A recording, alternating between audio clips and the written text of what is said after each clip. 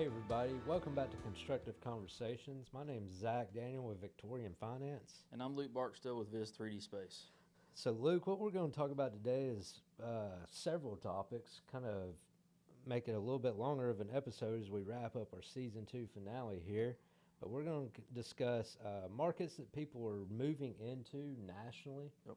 Take it and focus in more on North Alabama and yours and I market.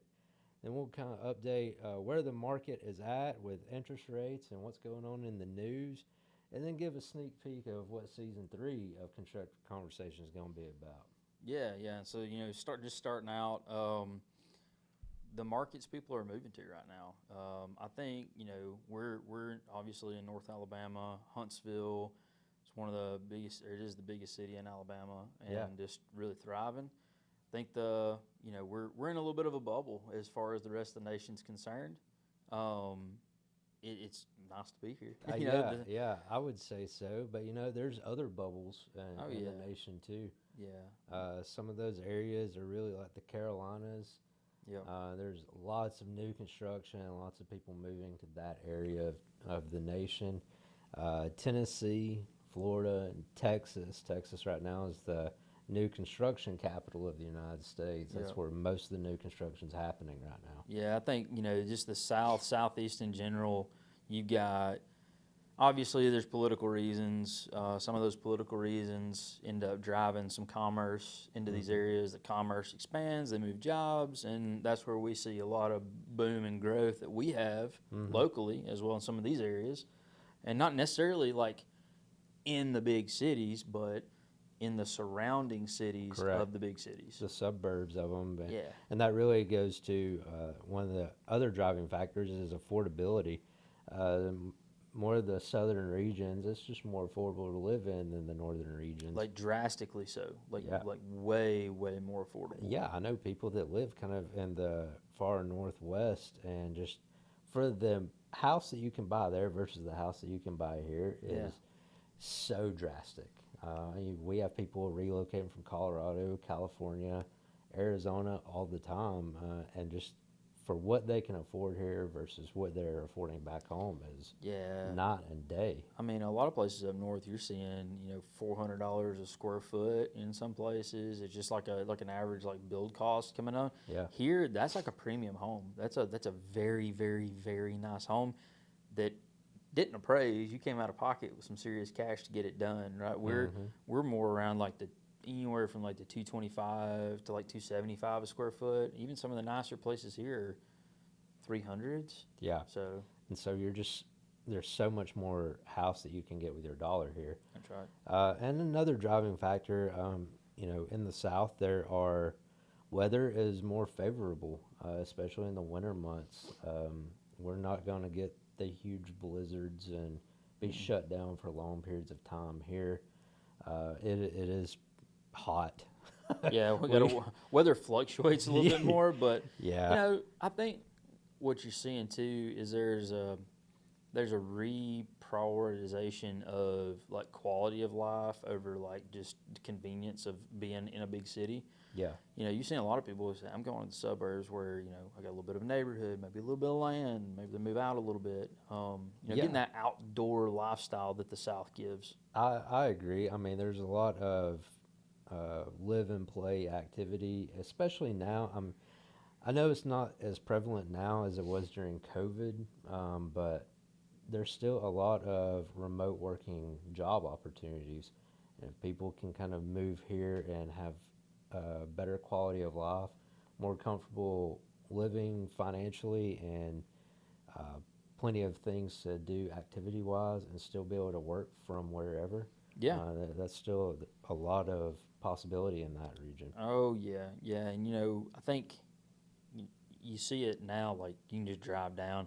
There's so much new construction happening right now that opportunity to purchase some of these new houses is pretty readily available. You can get stuff that's ready to move in. You can get stuff that you can give a little bit of customization to, or you can do full customization on stuff. So you got everything in between. It's capturing a lot of the market. Yeah, I agree. So, that's on a national scale. Looking more into our region, specifically North Alabama, I mean, Huntsville just, I feel like Huntsville is expanding to just all of North Alabama at this point. Feels like it, doesn't it? I, it is because even the regions around Huntsville are just kind of being swallowed up by Huntsville. I mean, take Madison, for example. Madison is completely landlocked around Huntsville. It just keeps annexing areas around Madison to where Yeah, like if you're native here, you know that the two are different. But like if you're just coming in, they're indistinguishable from one another. You can't they are. tell. No, you can't. And Huntsville is expanding on into Limestone County towards Athens. Yeah, Uh, if people are moving from out of state or other regions, Athens is very affordable to live in right now. There's a lot of land, there's a lot of new construction opportunity there, but it takes what, 20 to 30 minutes to commute into Redstone Arsenal from right. there. I mean, it's a Right. very desirable place to live. Oh yeah, man. Well, I live a fair distance from Huntsville. Like I live south of Arab, and it's only like 40 minutes to get to pretty much anywhere in Huntsville. Hmm. And that's in coming from the north, that's a basic commute, right? 30-40 minute commute's nothing. Yeah. In a short distance. I'm covering a pretty I mean, large expanse of land to get there in 40 minutes. I know people that live in Atlanta that, Yeah. I mean, you can live 3 miles away and it's an hour commute for you. Right. And so, people get tired of stuff like that. When you can get a little peace and quiet out in a suburb and then have the same commute in, Hmm. none that you're buying peace, you're buying good school systems, like that's what you're getting. And, a lot of what you see because of Huntsville, we obviously know a lot of military contracts. Yeah. And so there's, incentives and subsidies and things like that available for people to come buy some of these houses that are military. Oh, absolutely. I mean, there's other military is a huge driving factor of North Alabama, but we also have NASA. We have Blue Origin here. Toyota. Mazda Toyota manufacturing. Space Command is Yeah. looking to relocate here. I saw in the news the other day. I think they have a projected time of 2031 Yeah. to be here, but they're starting that migration of people now. Oh to really yeah, get I mean, going. you're not going to wait till 2031 to relocate. Especially, it's No. not. It's never just I'm coming to take a job there. It's typically like I'm coming to take a job, and then grandma wants to move too, and maybe there's a cousin that wants to move down, so everybody stays close. So it's typically 2 or 3 families coming Yeah. for every relocation. Well, and then even with all the influx of relocation, city municipalities and services need to adjust for that too. So, more people in the police force, more That's right. firefighters, more garbage and Yeah, the waste job growth management. is great right now. Oh, But absolutely. we have like a very good economical situation in North Alabama that I think a lot of people take for granted, like because of just national news, people kind of hating on the way things are. But again, back to the bubble, like we live in very much like a bubble in society right now that Mhm. we just have a lot coming in. And I feel like the secret is getting out, but a lot of the growth that I've seen on the lending side has been people migrating into Tennessee, Nashville specifically. Yep. Nashville's cost of living has gone up significantly because of the amount of people coming into the area. So they're looking at suburbs, they're looking in Franklin, and Franklin has even become higher cost of living. Oh yeah. So then just look 30 minutes down the road and you're in the Huntsville metro area. Yep. They will look and, pay less property taxes to live across the state line in Alabama than Tennessee, but still commute to Tennessee because it's, depending on where you're going, it's 45 minutes to an hour Mm-hmm. to get there, but from where they've relocated from, that's a normal commute for them. Yeah, and it's that same thing you come to when you're looking at a car, you're looking at anything else. It's value versus like quality kind of thing. Like the value you're getting for the price you're paying. I don't know. It's really hard to beat North Alabama right now. I agree. It's a hard thing. You get a lot for being here. You know. No, I 100% agree with it. Another segment that we really want to discuss today is where the market is. Not necessarily where to move to, but interest rates. Interest rates have been in the news so much in the past month, and I tell you, it has been like a roller coaster working in the mortgage industry. Yeah, I can Because imagine. by the end of February, interest rates were at the lowest point that they have been since 2022, and we just all the things were clicking. Everything was forecast like, man, this is going to be great. This is the year. Rates are coming down. We have so many things stacked up, just pointing us in the right direction. And then about a week later, they just shot right back up, and everything that we had worked towards gains just went out the door with the conflict going on in Iran right now, and oil prices just Yeah. skyrocketing. Yep. You know, I was having this conversation with a friend of mine the other day. There's this there's this mentality that we saw 2 and 3% interest rates a few years back, and people locked those in, and so now they're like, well, I can't go to the next house. You really can. Saying can't is a harsh thing. You Yeah, can. It just means something. But like historically speaking, even where we're at right now, while it seems high because we just came off of 2 and 3s, it's historically like a fairly low interest rate for housing. it is. It is, and the argument will always be, sure, interest rates are low, but house prices are going up, That's right. and they always will. It'll never be cheaper than today. No, Like buying a house, building a house, the same today for tomorrow. Like it'll never be cheaper than today. A week from now, we can say it'll never be cheaper than today. you're 100% right, because if you want to wait for interest rates to come down, like they did a month ago, we got into the mid fives, and that was Yeah. a great time for refinances for people that bought a year or two ago. They finally were able to take some relief off their 7.5 interest rates. That was a great time to refinance. And pockets will happen like that where the rate will drastically drop. Right. But if you wait for those moments to come, then the house prices are going to continue to go up. You're waiting on a rare event. You're not waiting on an everyday occurrence. Correct. You're waiting to hit red, right? Like you're kind of just rolling the dice. And I don't know. My take on it is I really think if you're looking to build something, you're looking to buy something, don't build or buy to the edge of your means. And what I mean by that is like when you're designing a house for like new construction, let's talk about that for a minute. Mm-hmm.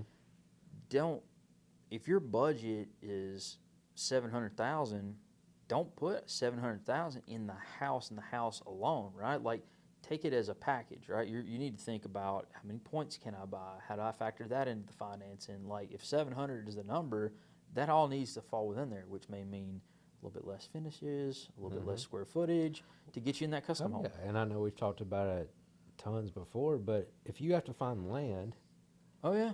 to go into that budget, then that land needs to be part of that $700,000 budget. Absolutely. I was talking to a couple yesterday, and they were looking at a pre-built house, and then weighing that between buying and the lot they were looking at is like 200,000, Mm-hmm. right? So it's not like a small number. No. It's a substantial piece of the budget.